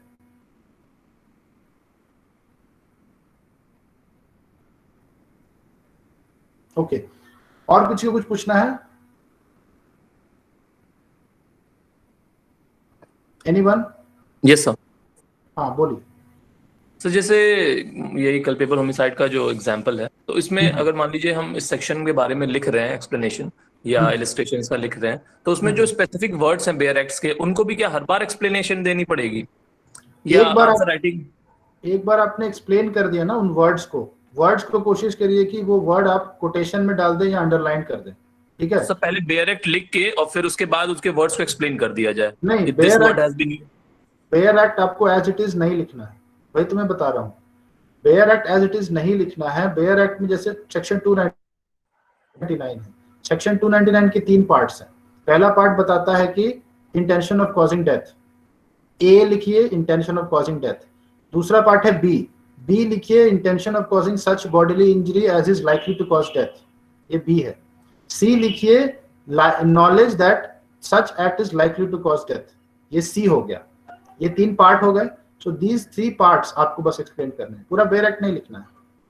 अब इन 3 पार्ट्स को आप पैराग्राफ बनाकर एक्सप्लेन कर दीजिए कि इंटेंशन ऑफ कॉजिंग डेथ कब होता है, intention of causing such bodily injury कब होता है, knowledge that is likely to cause death कब होता है। यस, और बस ये पूछना था कि जैसे जो वर्ड डेथ है या फिर सच इंजरी है, तो इसको भी अलग से एक्सप्लेन कर सकते हैं। हाँ, अगर आपको बेयर एक्ट का कौन सा सेक्शन में डिफाइंड है ये सारी वर्ड्स पता है तो आप उसको वहां से लिख सकते हैं। और अगर वो वर्ड डिफाइंड नहीं है तो किसी जजमेंट में अगर आपको पता है कि उस जजमेंट में इस वर्ड को एक्सप्लेन किया गया था तो वहां से भी आप लिख सकते हैं। ओके, ठीक है। उसके बाद एक क्वेश्चन पूछा है किसी ने कि how to write case facts with example. Case facts में बोला ना, केस के फैक्ट को आपको इस तरीके से लिखना है कि आपका कम से कम टाइम लगे, क्योंकि फैक्ट जो है उस पर मार्क्स कम, मतलब ज्यादा नहीं मिलता है, फैक्ट के ऊपर मार्क्स कम मिलता है। तो फैक्ट को हम फ्लो चार्ट बनाकर लिखते हैं। फ्लो चार्ट यानी कि मान लीजिए कि क्वेश्चन में दिया हुआ है कि मेरे सामने कुछ क्वेश्चन है, देखिए ये क्वेश्चन है मेरे सामने, ये आपका अभी जो हुआ था जनवरी में पेपर क्राइम का, उसका क्वेश्चन पेपर, ठीक है। देखिए क्वेश्चन नंबर 2, देखिए क्या लिखा है। लिखा है a group of 8 persons, 5 armed with knives and 3 with lathis, gathered outside the house of Naresh in midnight and started calling out his name in abusive manner. Owing to this nuisance created by these people, neighbors of Naresh started objecting, which infuriated these armed men. The men armed with knives attacked 2 of the neighbors of Naresh and killed them, while those coming for rescue were also attacked by men carrying lathis who were using lathis to keep all the rescuers at bay. Can all the accused be convicted for murder of these 2 neighbors? ये आपका एक case दिया हुआ है। जैसे ही आपने ये case पढ़ा, आपने अगर केस मटेरियल के केसेस पढ़े होंगे तो आपके दिमाग में वैसे ही आ जाएगा कि वेंकालू का जो केस है उसमें भी सेम सिचुएशन था, जिसमें कि उसके घर को जला दिया गया था और लोगों को जो भी उसको बचाने आ रहे थे उनको पीटा गया था। ठीक है, आप अगर वो केस पढ़े होंगे तो आपको ये फैक्ट जो है बिल्कुल सिमिलर लगा होगा उस सिचुएशन से, नाम बदल दिया गया है। अब क्वेश्चन जो पूछा है इस केस में ये पूछा है कि can all the accused be convicted for murder of these 2 neighbours. ये जो अक्यूज्ड है वहां पर जितने भी हैं, सबसे पहले तो आपको यहाँ पर ये प्रूव करना पड़ेगा कि मर्डर जो है वो है कि नहीं। उसके बाद ही आप प्रूव कर सकते हैं कि क्या जितने भी अक्यूज थे वहां पर वो सारे मर्डर के लिए लायबल होंगे कि नहीं। तो यहाँ पर आपको सबसे पहले तो 8 person, 5 armed with knives and 3 with lathis। आप फ्लो चार्ट बना लीजिए कि एक फ्लो चार्ट, बड़ा फ्लो चार्ट जिसमें कि 8 लिखा हुआ है, उसके अंदर में छोटे छोटे 2 बॉक्सेस बना लीजिए जिसमें कि 5 armed with knife and 3 with lathis, उस तरीके का बना लीजिए।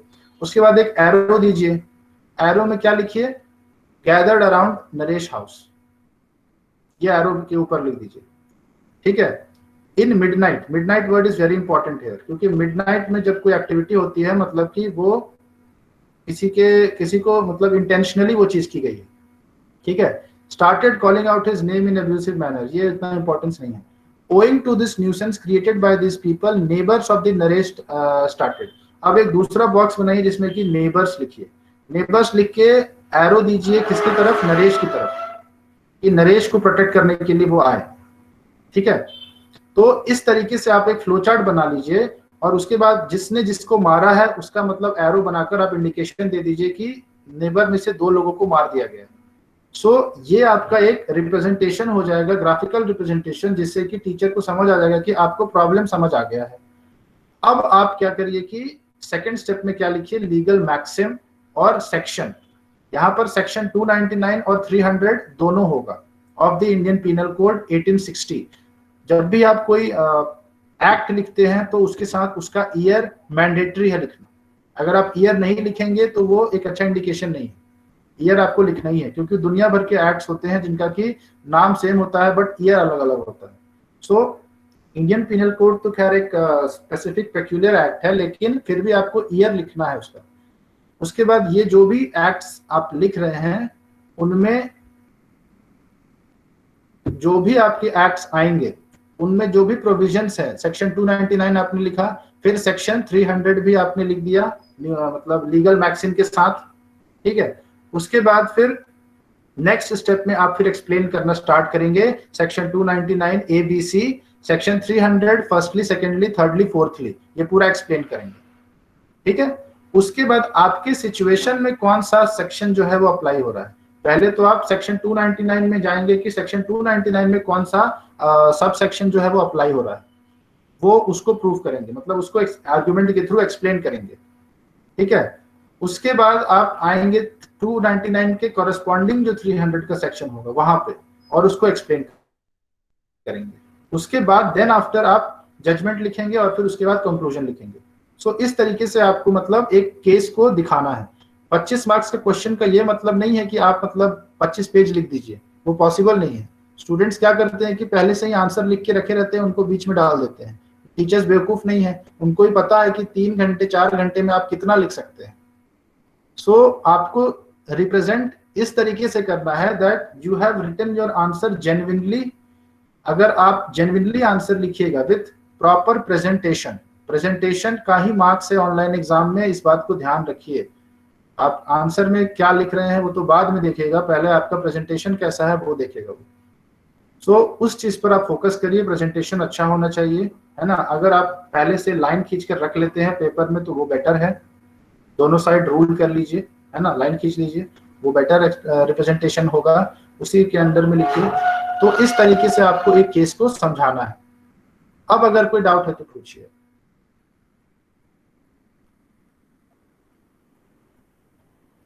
I don't have right now the model answer paper, but I will write and then I will provide it to you. You said कि जजमेंट्स लिखने हैं क्वेश्चन नंबर 2 में, तो ये जो फैक्ट्स हैं सारे न्यू हैं, तो इसके जजमेंट्स में जो हमें लिखने होंगे वो जो हमारे जो रिलेवेंट केस है विन कालू का, उसका जजमेंट्स का पॉइंट्स डालने होंगे या फिर इसका डिफरेंट करके इसका बना के डालना होगा? दोनों दोनों दोनों दोनों डालना है, तभी तो 5-6 पेज होगा ना, नहीं तो आपका बहुत कम में हो जाएगा। हाँ, तो जो हम लोग जिसमें मुझे जो केसेस इसमें जस्ट लाइक रेफरेंस के लिए डाले हैं, तो उस केसेस का सारा पॉइंट्स लिखना होगा, फैक्ट्स, प्रोविजंस, एवरीथिंग? नहीं नहीं नहीं नहीं नहीं नहीं नहीं, आपको सिर्फ जजमेंट लिखना है, फैक्ट्स से कोई मतलब नहीं है। फैक्ट्स से आपको कोई मतलब नहीं है, आपको बस उस केस का नाम लिखकर उसमें क्या जजमेंट दिया है और क्यों दिया है, रीजनिंग क्या थी, वो लिखना है। और उस केस को फिर इससे कनेक्ट करना है कि इसमें वो कनेक्ट कैसे, मतलब हाउ इज रिलेटेड, रिलेट करना है। उस केस में ये चीजें थी, तो ये सिचुएशन थी, सिमिलैरिटी ये है, इसीलिए वो केस का जो जजमेंट है वो यहाँ पर लागू होगा। ओके, तो ये सारे सिर्फ जजमेंट वाले पार्ट्स में ही होंगे ना? क्या ये जो हमें कनेक्ट रिलेट करना है वो सारे मोस्ट ऑफ द टाइम जो होगा वो जजमेंट वाले पार्ट्स में मोस्टली हम कवर करेंगे? हाँ हाँ हाँ हाँ। ओके टीचर्स बोलते हैं कि जब जो केस लॉस में जो हमारे केसेस है उनका जब हम आंसर में लिखेंगे तो फैक्ट्स भी लिखना होगा। टीचर ऐसा बोलते हैं? फैक्ट्स देखिए, एक टीचर अगर बोल रहा है तो सारे टीचर वो चीज नहीं देखते हैं, लेकिन फैक्ट लिखने से क्या होगा ना, फैक्ट तो उतना इंपॉर्टेंस नहीं है, लेकिन वो आपका टाइम किल करेगा।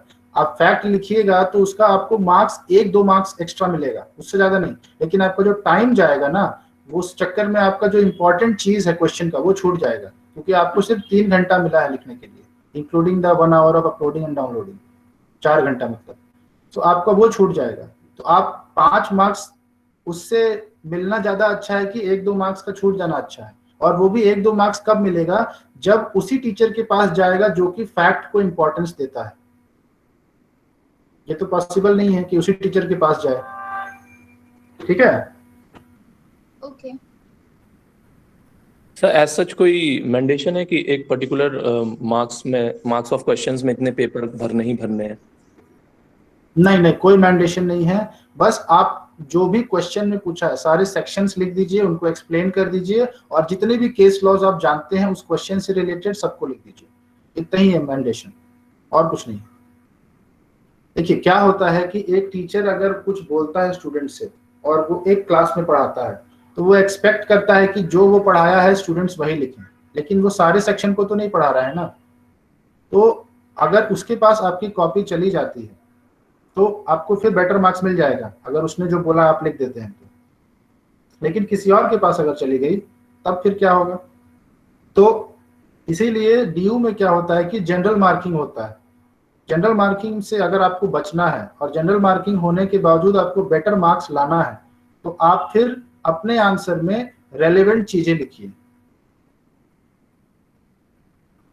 सर, केस लॉज को अगर हम क्वेश्चन से हमें मैच कराना है तो जितनी भी सिमिलैरिटीज हैं उनको मेंशन करना पड़ेगा। हाँ हाँ, जैसे हमारा ये कालू वाला ही केस है, उसमें मेंशन करें कि उस केस में भी 5-6 पीपल की गैदरिंग हुई हाँ, द सेम डे, ये सारा कुछ लिखना पड़ेगा। ये एक छोटा सा, तो 2-3 लाइन में आपको लिख देना है बस। ओके। और सर एक केस, अगर कोई एक इंसिडेंट्स होता है उसमें आईपीसी की बहुत सारी धाराएं कवर होती हैं, जैसे हाँ कालू हाँ वाले केस में है अनलॉफुल गैदरिंग है, हाँ तो वो हाँ। सारे मेंशन करने पड़ेंगे, या फिर मेन हमारा 299 या 300 है, केवल उसको ही मेंशन करना है? अगर आप जानते हैं सारे तो आप मेंशन कर दीजिए, वो आप प्लस पॉइंट होगा आपके लिए। अगर आप नहीं जानते हैं तो गलत मत लिख कर आइएगा। Okay sir. अगर आप जानते हैं तो बहुत अच्छी बात है, आप एक्स्ट्रा लिखिए, आपको अच्छा मार्क्स मिलेगा। एक्स्ट्रा लिखने का तो एक्स्ट्रा मार्क्स हमेशा से मिलता है। और कोई डाउट?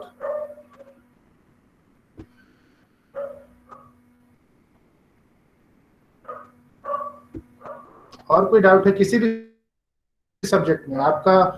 मैं तो ये आईपीसी इसलिए बता रहा हूँ क्योंकि मैं ऑलरेडी 1 महीने से आईपीसी पढ़ा रहा हूँ, तो क्वेश्चंस जो भी स्टूडेंट्स मेरे से पूछते हैं उसके आधार पर मैंने बताया कि ये डाउट जो है वो आपके क्लियर हो जाएंगे इससे।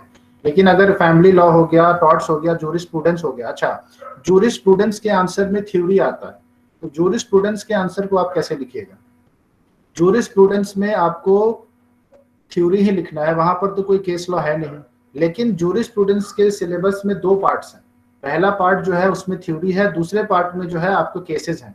जैसे कि जो स्कूल्स ऑफ जूरिस्प्रूडेंस है वहां पर आपके सिर्फ थ्योरी पार्ट है, लेकिन जो दूसरा पार्ट है जिसमें कि आपका नोट्स वाला जो पार्ट है कि सेपरेशन ऑफ पावर हो गया, लोक अदालत हो गया, और आपके रूल ऑफ लॉ हो गया, ये सारी चीजों में आपके केस लॉ हैं, तो आप केस लॉ के साथ तैयार करिए इसको।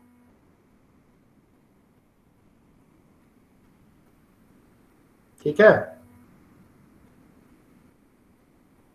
और किसी सब्जेक्ट में कुछ डाउट कि फैमिली लॉ कैसे पढ़े हैं या टॉर्ट कैसे पढ़े? एक चीज ये इशू था कि जैसे क्वेश्चंस तो मतलब मान लीजिए सबका क्वेश्चन पेपर सेम रहेगा, तो मोस्टली उसके जो आंसर्स भी हैं वो ऑलमोस्ट सेम ही रहेंगे। जैसे बिल्कुल। जो रिलेवेंट केसेस हैं या फिर जो भी सेक्शंस है वो सब तो सेम ही है।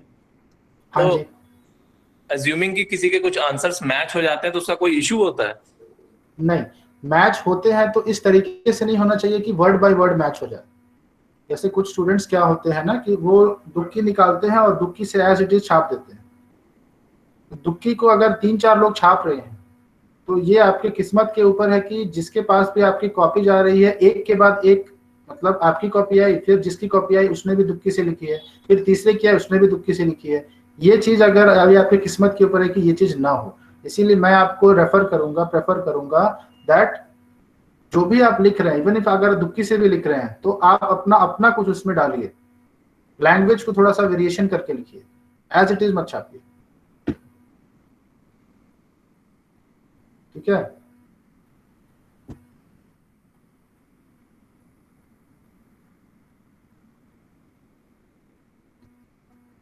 और कोई डाउट आप लोगों को? एग्जाम ओबीई पोर्टल से रिलेटेड देखिए, ओबीई पोर्टल जो है वो आप जब खोलेंगे तो आपको ऐसा दिखेगा। तो आपका ओबीई पोर्टल है, आप जब खोलेंगे तो ऐसा दिखेगा। यहाँ पर आपको अपना एग्जाम रोल नंबर जो मिलेगा उसको लिखना है, और फिर एक पासवर्ड जो है जो आप क्रिएट किए हैं वो लिखना है। और जब आप एंटर करेंगे तो आपको वहां पर क्वेश्चंस रहेंगे लिखे हुए, 1, question 2, question 3, question 4, question 5, question 6, अलग अलग क्वेश्चन रहेगा। हर क्वेश्चन के नीचे में ऑप्शन रहेगा अपलोड करने का, यानी हर क्वेश्चन को अलग अलग अपलोड करना है, एक ही साथ में सारे क्वेश्चन अपलोड नहीं करने हैं। तो आप जो भी फोटो खींचिएगा, जो भी स्नैपशॉट लीजिएगा अपने क्वेश्चन आंसर शीट का, उसका पीडीएफ बना लीजिएगा। ठीक है? पीडीएफ बनाने के बाद उनको अलग कर लीजिएगा, मतलब पीडीएफ 1 में होगा आपका पहला क्वेश्चन का जो नंबर होगा वो क्वेश्चन नंबर 1 कर दीजिए। उसके बाद वहां जो ऑप्शन होगा ना, क्वेश्चन 1 के नीचे में जो ऑप्शन होगा स्कैन फाइल, उस पर क्लिक करिएगा तो आपका स्कैन हो जाएगा। उसके बाद फिर अपलोड पीडीएफ पे उस क्वेश्चन का अपलोड वही करिएगा। ऐसा नहीं है कि अलग अलग ऊपर नीचे कर दिए, या फिर क्वेश्चन 1 जो है, जो करस्पॉन्डिंग क्वेश्चन पेपर में जो क्वेश्चन 1 है वही अपलोड करना है। ऐसा नहीं है कि अगर आपने मान लीजिए क्वेश्चन 1 2 3 4 6 दिया हुआ है और फिर उसमें आपने क्वेश्चन 2 लिखा है, 4 लिखा है, 5 लिखा है, 6 लिखा है, आपने तो 4 क्वेश्चन ही किए हैं, लेकिन क्वेश्चन 2 का अपलोड आप क्वेश्चन 2 वाले में ही करेंगे, क्वेश्चन 4 का अपलोड 4 वाले में ही करेंगे। 1 2 3 4 करके अपलोड मत कर दीजिएगा। क्वेश्चन 2 का अपलोड आप 2 वाले में करिए, 4 क्वेश्चन का फोटो अपलोड 4 वाले क्वेश्चन में करिए, 5 का 5 वाले में, 6 का 6 वाले में। इस तरीके से करना है। और पेज नंबर नीचे जरूर लिखिएगा, कोई भी क्वेश्चन का पेज नंबर आप नीचे में जरूर लिखिएगा, ऊपर में अपना एग्जाम रोल नंबर लिखिएगा और नीचे में page number.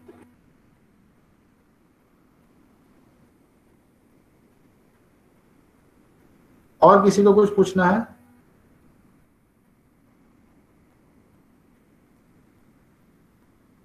Yes, anyone, any doubt, any subject?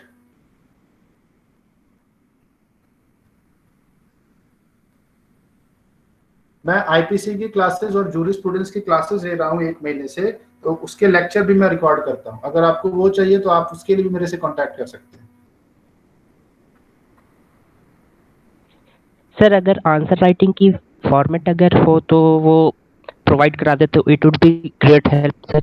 हाँ हाँ बिल्कुल, मैं अभी तो मेरे पास लिखा हुआ नहीं है, मैं लेकिन लिख कर आपको एक फॉर्मेट बनाकर आपको ग्रुप में डाल दूंगा। Thank you sir, thank you. Sir आपका कोई यूट्यूब चैनल भी है क्या? अभी मैंने बनाया तो है, लेकिन नया नया ही है, 1 ही महीने हुए हैं उसको बनाए हुए।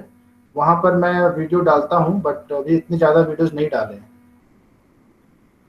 सर कृष्णमोहन शर्मा के नोट्स कहाँ मिल जाएंगे, कंप्लीट नोट्स आईपीसी के? हाँ जी सर।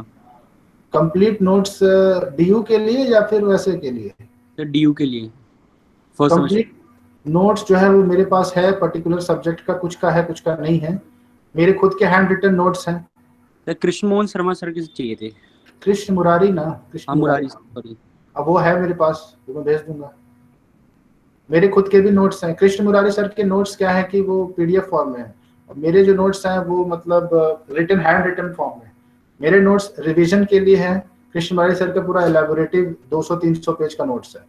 मेरे जो नोट्स हैं उसमें बस रिवीजन के लिए है, मतलब कि उसमें आप एज इट इज जो आंसर लिखिएगा वो एज इट इज नहीं मिलेगा आपको, उसमें थोड़ा सा नॉलेज होना चाहिए। सर आप प्लीज सेंड कर दीजिए उनको। ठीक है भेज दूंगा। आपको कोई व्हाट्सएप ग्रुप है या टेलीग्राम? अभी तो कुछ नहीं है, क्योंकि अभी मैं स्टूडेंट्स की डिमांड देखा ना कि मैं कॉलेज जाते रहता था, तो वहाँ स्टूडेंट बहुत परेशान रहते थे कि क्लासेस खुल नहीं रहे हैं, क्लासेस हो नहीं रहे हैं, बोरिंग लग रहा है, मन नहीं कर रहा है करने का, आंसर कैसे लिखेंगे, वो सारे प्रॉब्लम्स वो बताए। उसके बाद फिर 1 महीने पहले मैं स्टार्ट किया पढ़ाना, और उसके बाद मुझे एक्चुअली रियलाइज हुआ कि सही में बहुत प्रॉब्लम है स्टूडेंट्स को, क्योंकि कोई किसी को जानता नहीं है एक तो। दूसरी बात ये कि घर बैठे उनके पास कुछ नोट्स या कुछ मटेरियल अवेलेबल नहीं है। कॉलेज रहते हैं, जो कॉलेज आते हैं उनके पास तो दुक्की वो ले लेते हैं, लेकिन हर कोई तो दुक्की के कांटेक्ट में नहीं है ना, दुक्की हर किसी के पास अवेलेबल नहीं है। उनके लिए ही फिर मैं क्लासेस स्टार्ट किया था। सर आपका contact number? Same contact number है जो व्हाट्सएप ग्रुप में है ना। मैंने एक व्हाट्सएप ग्रुप क्रिएट किया है स्टूडेंट्स का, जो कि जिन्होंने भी गूगल फॉर्म भरा था उनका एक व्हाट्सएप ग्रुप क्रिएट किया है। आप नहीं है क्या उसमें? नहीं सर। अच्छा ठीक है, तो मैं अपना कांटेक्ट नंबर जो है वो चैट बॉक्स में डाल देता हूँ। आपको कोई भी प्रॉब्लम हो किसी भी वक्त आप कॉल करिए 24/7। सर आप उस व्हाट्सएप ग्रुप का लिंक भी शेयर कर दो तो अच्छा रहेगा। मैं नंबर डाल दे रहा हूँ, मेरे व्हाट्सएप नंबर, आप मुझे मैसेज करिए, मैं आपको ऐड कर दूंगा उसमें। ठीक है sir.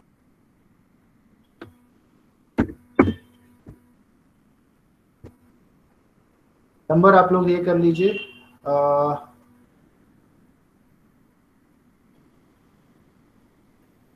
Yes you can certainly write from दुक्की, बट एज आई सेड कि अगर दुक्की से आप लिख रहे हैं तो उसमें आप अपना इनपुट जरूर दीजिए, क्योंकि इससे क्या होगा कि अगर आपका कॉपी किसी और के साथ मैच कर जाएगा तो वहां पर प्रॉब्लम हो सकता है आपको कि टीचर है आपको मार्क्स न दे, जनरल मार्किंग कर दे, लेकिन आपने जेन्युइनली मेहनत की है तो वहां पर आपको मार्क्स एक्स्ट्रा मिलने चाहिए। तो आप दुक्की से भी अगर लिख रहे हैं तो आप उसमें अपना इनपुट जरूर दीजिए।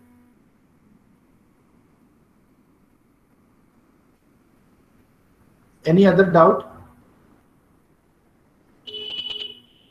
सर एक आंसर कितने पेजेस का लिखना है? एवरेज आंसर जो है वो 5 से 6 पेज का होगा, और कुछ क्वेश्चंस के लेंथी आंसर्स होते हैं तो वो 7-8 पेज तक जा सकता है। इससे ज्यादा आपको टाइम नहीं मिलेगा लिखने को। मैं लिख चुका हूं तो मुझे पता है कि इससे ज्यादा आपको टाइम नहीं मिलेगा। अगर आप इससे ज्यादा, मतलब वो आपके स्पीड पर फिर डिपेंड करेगा। एवरेज 16 साइड्स क्या? फ्रंट और बैक मिला के 16 करने हमें? नहीं, इतना ज्यादा कोई लिख ही नहीं सकता है भाई। 3 घंटे में कितना लिखेगा कोई? 6 पेज यानी 6 पेज। ओके।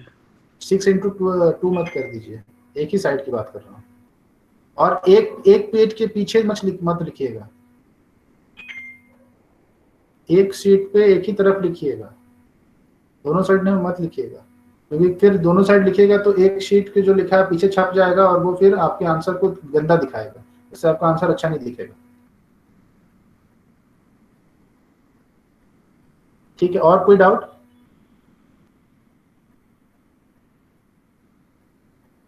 एनीवन? सर आपके नोट्स इंग्लिश में या हिंदी में है? इंग्लिश, पूरा इंग्लिश में है। हाँ, A4 साइज आंसर शीट में आप आंसर लिखिए और फिर उसको अपलोड करिएगा, इस फोटो खींचकर।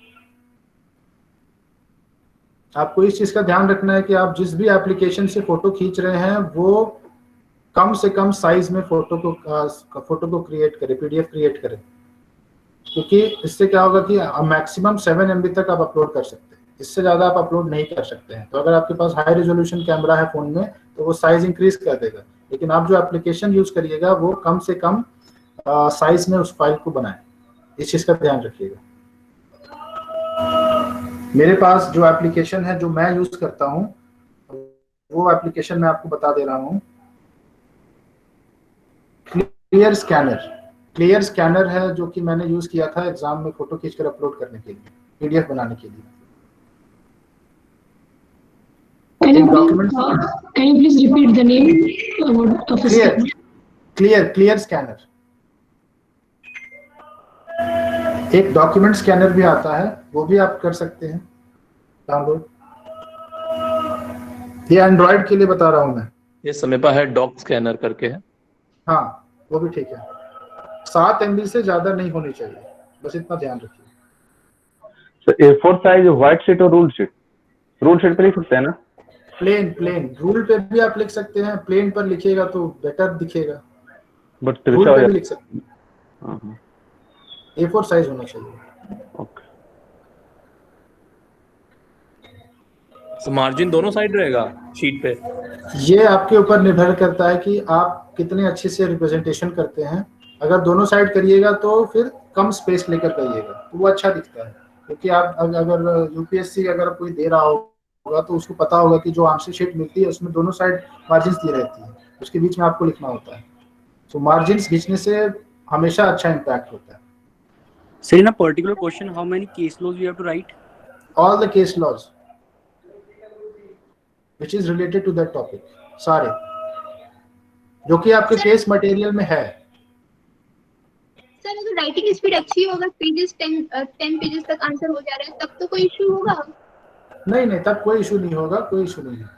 क्योंकि ज्यादा लिखने के लिए मैं इसीलिए मना कर रहा हूँ क्योंकि स्पीड आपकी एक तो ज्यादा नहीं होगी, अगर तब प्रॉब्लम आएगी। दूसरी चीज की जब आप ज्यादा लिखने की कोशिश करते हैं तो आप रेलेवेंट चीजों के अलावा भी उसमें बहुत सारी चीजें डाल देते हैं, तो वो चीज जो है वो एग्जामिनर को पसंद नहीं आता है। ये 2 रीजन है जिसकी वजह से मैं ज्यादा लिखने के लिए मना कर रहा हूँ। मैक्सिमम कितना लिख सकते हैं? मतलब अगर 10 और 12 हो तो वही तक? मैक्सिमम कोई लिमिट नहीं है, आपका स्पीड जितना है। लेकिन देखिए, क्वेश्चन 25 मार्क्स का है तो क्वेश्चन बनाने वाले को पता है कि इस क्वेश्चन में क्या क्या चीजें होंगी, तब कितना मार्क्स देंगे हम। अगर वो चीजें आपने लिख दी हैं तो आपको मार्क्स मिल जाएगा, आप ज्यादा लिखिए चाहे कम लिखिए। You will provide notes for all subjects या सिर्फ IPC? Yes, all subjects. तो जो कहते हैं कि मार्क्स लाना मुश्किल होता है, तो ऐसा क्या होता है कि मार्क्स नहीं आते? मुश्किल इसलिए है क्योंकि जैसे मैंने बताया ना कि एक टीचर ने बोला कि आप आंसर में इस तरीके से लिखिएगा, दूसरे ने बोला कि इस तरीके से लिखिएगा, तीसरे ने बोला कि इस तरीके से लिखिएगा। तो जब वो बोल रहा है एक पर्टिकुलर टाइप में लिखने के लिए, तो जाहिर सी बात है कि उसने जो टाइप बताया है, अगर आप उस फॉर्मेट में लिख रहे हैं तो आपको ज्यादा मार्क्स मिलेगा। लेकिन इस बात की कोई गारंटी नहीं है कि आपकी कॉपी उसी टीचर के पास जाएगी जिससे आपने पढ़ा है। तो वहां पर क्या है कि इस वजह से कोई भी टीचर है वो अपने बताए हुए आंसर शीट को ज्यादा प्रेफर करता है मार्क्स देने। अगर वो नहीं मिलती है उसको तो फिर वो जनरली मार्किंग कर देता है। लेकिन DU में कुछ टीचर जो हैं वो इससे उनको कोई मतलब नहीं है, आपने जो लिखा है अच्छा लिखा है तो आपको मार्क्स देंगे, इरेस्पेक्टिव ऑफ वेदर कि उनके बताए हुए तरीके से लिखा है कि नहीं लिखा है। तो वो फिर किस्मत की बात हो जाती है। इसीलिए यू कैन नॉट प्रेडिक्ट कि आपने इतना लिख दिया है तो आपको इतना मार्क्स से ज्यादा मिल जाएगा, you can not predict that. General marking बहुत होता है यहाँ पे, क्योंकि आप खुद सोचिए ना कि टीचर्स बहुत कम है, बहुत कम टाइम दिया जाता है चेक करने के लिए कॉपी, और उसमें 3000 स्टूडेंट्स, आपके फर्स्ट ईयर में तीनों सेंटर्स मिलाकर 3000 स्टूडेंट्स हैं, उनको उनका कॉपी चेक करना है विद इन 2 मंथ्स, और वो भी ऑनलाइन बैठकर लैपटॉप के सामने। How hectic it would be. इसीलिए जनरल मार्किंग जो है वो कर देते हैं। हालांकि कुछ सिचुएशंस में अगर टीचर पहला इंप्रेशन अच्छा जाता है उसके ऊपर, पहला आंसर आपने बहुत अच्छे से लिखा है तो पहला इंप्रेशन अच्छा जाएगा, तो वो फिर आपको फिर उस हिसाब से मार्क्स देता है, बट बेटर मार्क्स देता है। मेरे भी आईपीसी में 67 मार्क्स आए थे, क्योंकि वहां पर जो टीचर से हमने पढ़ा था, अंजू वाली टीकू मैम से, उन्होंने जिस तरीके से मैंने आपको आज बेयर एक्ट समझाया है ना, उस तरीके से समझाया था, तो निटी-ग्रिटीज जो थी मैंने अपने आंसर में लिखी थी और इसीलिए बेटर मार्क्स मिला था। सो निटी-ग्रिटीज अगर आप अपने आंसर में इंक्लूड करिएगा तो आपको डेफिनेटली बेटर मार्क्स मिलेगा।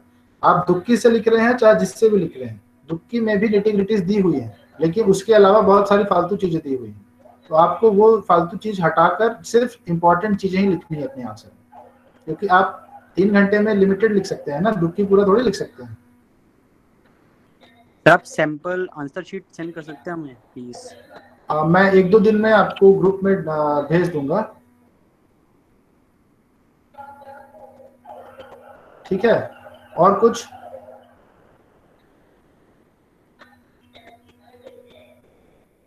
चलिए, तो फिर और आपको जो भी डाउट होगा आप ग्रुप में मेरे से पूछ लीजिएगा, या आप मुझे पर्सनल मैसेज भी करके पूछ सकते हैं। तो आई डोंट थिंक दैट और कोई डाउट है आप लोगों को। No sir, thank you. Okay, thank you. Thank you so much sir. Thank you.